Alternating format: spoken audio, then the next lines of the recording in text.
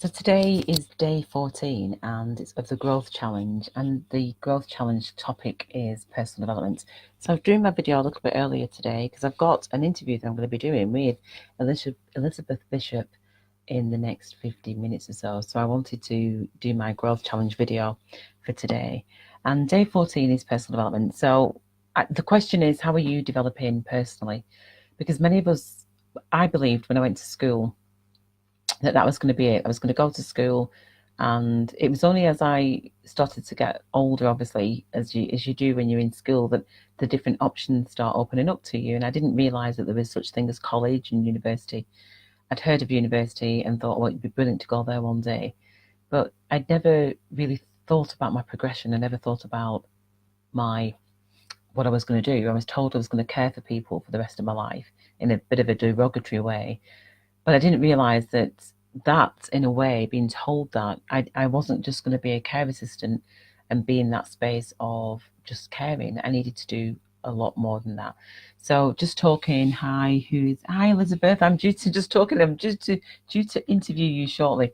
So one of the things that I was just talking about in terms of personal development was about never planning that progression to go to college and university, but I naturally fell into those spaces, even though academically I wasn't classed as being bright. I was a carer. My heart's always been to care for people. So going down the route of a natural progression down the route of care, and then just working my way up that pyramid, if you will, not intentionally, but really because I wanted to keep on stretching myself, and I knew there was more that met the eye. And so my question is, how are we developing? How are you developing personally? Because personal development isn't something that just stops. It's continuous. It's something that we should always be learning to stretch ourselves, because I do the analogy of a seedling. And if you can imagine a seedling, if a seedling didn't grow, it'd be dead, it'd be stunted. So if we are like the seedling, then it's about nourishing ourselves continually in order to be able to grow and flourish and blossom. And I think now the language that we use around that is more acceptable. I think years ago, when I was talking about nourishing and flourishing and blossoming, people didn't kind of get it. But yet, really, if we imagine ourselves to be like the tree, then for me, it's about how do we nurture ourselves to reach our full potential without anything stunting us. So personal development was one of the important chapters to write into the book, about for us to look at and reflect upon how are we developing personally.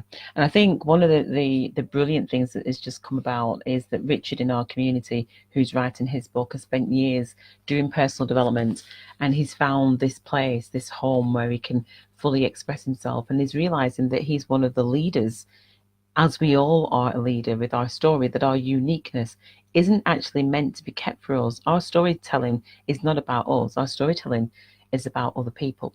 And the people that is just incredible, really. The people that we are releasing are our ancestors. By telling our story, it's not about us releasing ourselves. It is partly, but it's about all those silent voices that were heard, that weren't heard all those years ago when our ancestors didn't have the use of this internet. So one of the things that he said, which I thought was brilliant, is that this ascension that we are going through, where the energies are changing and our world is changing, because it has to change, it can't stay the same as it did before. We become the tools of that ascension. So we become that change. We release by believing that our voices are worthy. We're releasing not just ourselves, but our ancestors. And I really wanted to capture that. I'm going to try and capture that every day, because there's some clarity that's needed with regards to telling your story. I think people think, oh, it's just telling your story, but it's much deeper than that. It's going through the process that you get to hear it. So that's my day 14. Tomorrow is, I think it's social empowerment tomorrow. So I'm looking forward to that, which is chapter 15. And Elizabeth, I look forward to speaking to you shortly as we have our interview. And that was the other thing.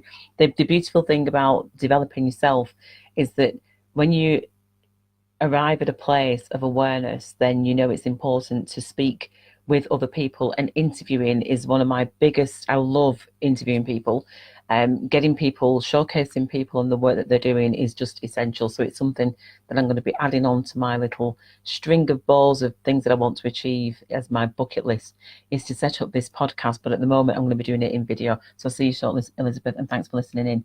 Bye bye. See you tomorrow.